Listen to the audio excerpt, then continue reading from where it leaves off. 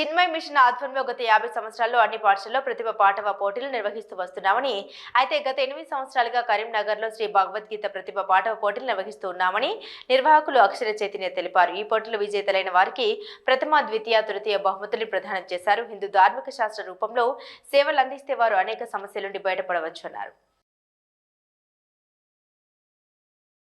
బహుమతుల్ని అందివ్వడం జరుగుతుంది.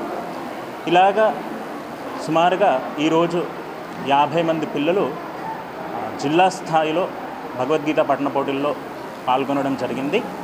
సో దానికి ముఖ్యంగా వాసవి కన్యకాపరమేశ్వర దేవాలయం వాళ్ళు అనేక మంది దాతలు, పేరెంట్స్, టీచర్స్, పాఠశాల యాజమాన్యం సహకారంతో ఈ కార్యక్రమం వాసవి దేవాలయంలో నిర్వహించుకోవడం జరుగుతుంది.